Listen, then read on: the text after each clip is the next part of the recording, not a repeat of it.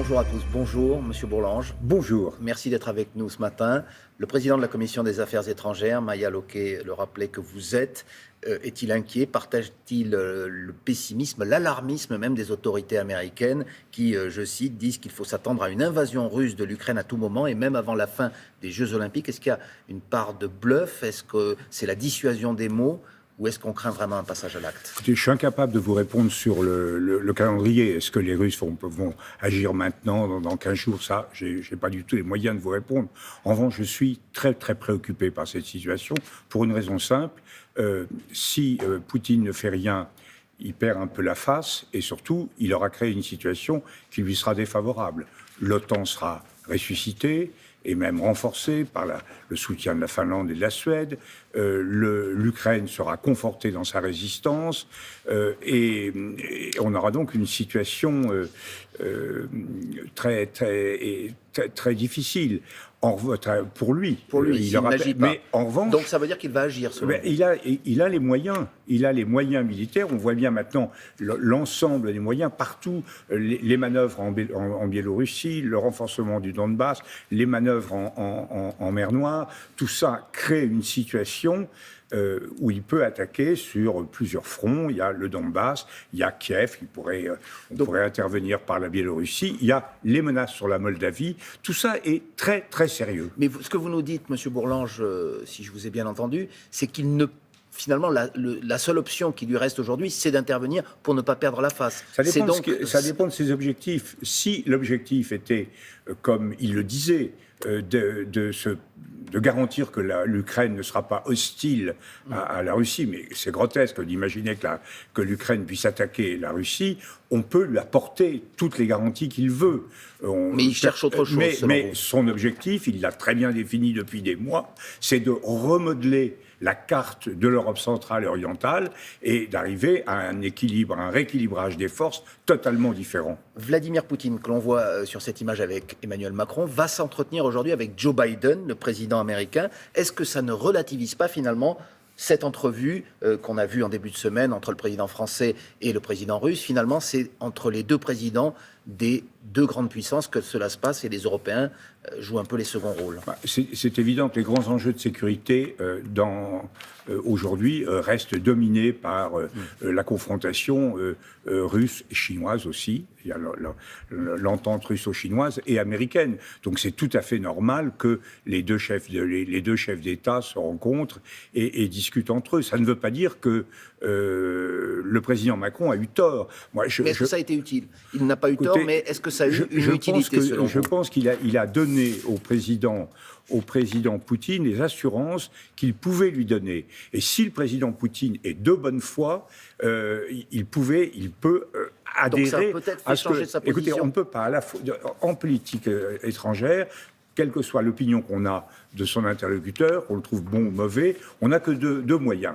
La causette, on discute, ou les armes. Et je crois que chacun conviendra qu'il faut épuiser les voies de la discussion, les voies de la négociation. Et dans cette affaire, M. Macron ne s'est pas avancé seul. Il avait pris la tâche du président Biden, du chancelier fédéral, du secrétaire général de l'OTAN. Il est apparu comme l'un des éléments importants du camp occidental. Une sorte de porte-parole de l'OTAN que ce même Emmanuel Macron avait décrit en état de mort cérébrale. Donc finalement, l'OTAN se porte finalement est plutôt ressoudé dans cette affaire. Je crois qu'Emmanuel Macron avait raison. L'OTAN était incapable de réagir, de faire face à une nouvelle situation. Il y avait le pivot vers la Chine.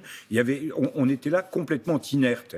Et il y avait les menées un peu séparatistes de la Turquie. Ce qui s'est passé au cours des derniers mois, et c'est un peu l'une des conséquences de ce qu'a fait Poutine, c'est que tout le monde s'est remis en mouvement. Le mort cérébral a retrouvé son cerveau.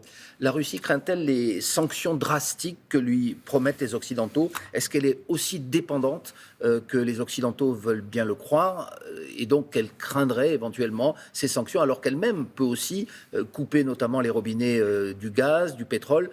Donc est-ce qu'il n'y a pas là aussi un équilibre et finalement des sanctions qu'elle ne craint pas tant que ça. Les sanctions, on peut faire certainement très mal à l'économie russe, mais c'est évident que les Russes ont aussi des moyens de rétorsion. Il y a une situation très précise à l'avenir, pour les années à venir, c'est que le mix énergétique choisi par l'Allemagne, c'est-à-dire ni nucléaire ni charbon, et les éoliennes, les renouvelables et le gaz, fait que l'Allemagne sera extrêmement dépendante. Donc ce n'est pas un moyen de des pression approvisionnements. suffisant, si on vous comprend bien. Alors, les Américains peuvent fournir du gaz pendant un certain temps, etc. Mais ça va être un enjeu extraordinaire.